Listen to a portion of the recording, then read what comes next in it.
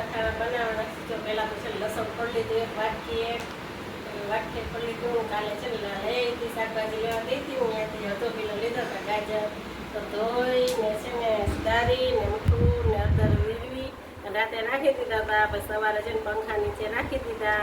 અત્યારે છે ને મિક્સરમાં લસણ ગરમ કરી નાખીશ. ખાંડી નહીં કરાય નહીં તો રામાય કરાય.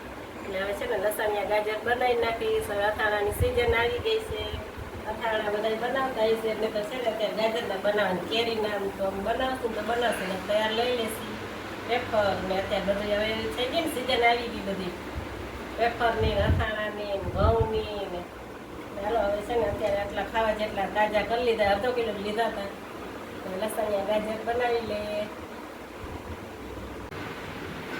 જો હવે છે ને મિક્સરમાં છે ને લસણ પીસી લીધું છે. લસણની ચટણી કરી લીધી મિક્સરમાં એટલે તેલ છે ને ગરમ કરી લીધું છે. તેલ ગરમ કરી લીધું આ છે ને ચોખ્ખા કરી લીધા જોયું હવે છે નહીં પણ એક તો લસણ લઈ ગયું હતું વાળને તેલ નથી જોઈ લીધું. હવે છે ને ખાંડી લીધું ગરમ તેલમાં મિક્સ કરી નાખવાનું. પાણી નથી નાખ્યું ને એટલે ગરમ જ તેલ છે. બહુ એકદમ નહીં ગરમ કરવાનું પછી બરી ગઈ લસણ થોડું ગરમ હોય ને નાખી દેવાનું. ગાજર મિક્સ કરી નાખવાનું લસણ ગાજર મજા આવે. તેલ છે ને ગરમ જ છે. લસણ આમાં પાછમાં આવે.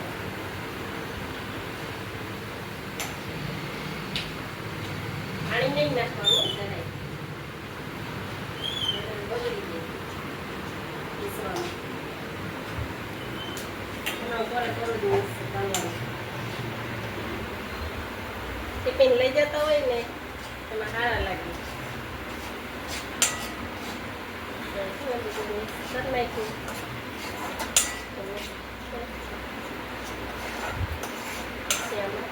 ગાજર મિક્સ કરી નાખ્યું.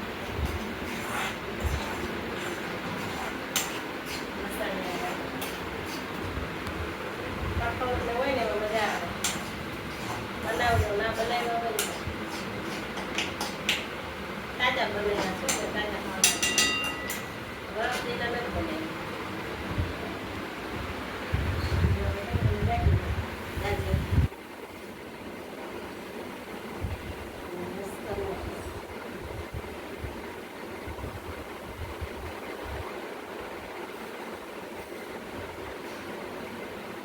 બહુ ઉકાવાય ન દેવાનું પછી થોડો થઈ જાય ચમોડી જાય. તડકાના નહીં સુકાવાના પંખા નીચે જ રાખવાના.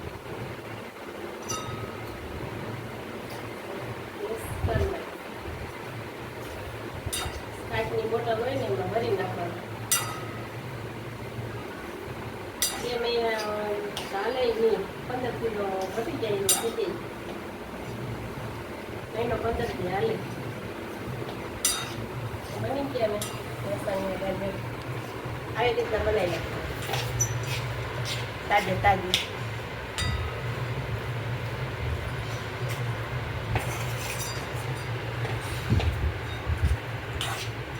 મિક્સ કરી થોડીક કાચની ઠંડુ થઈ જાય ને પછી બોટલમાં ભરી નાખીશ. થઈ ગયા જો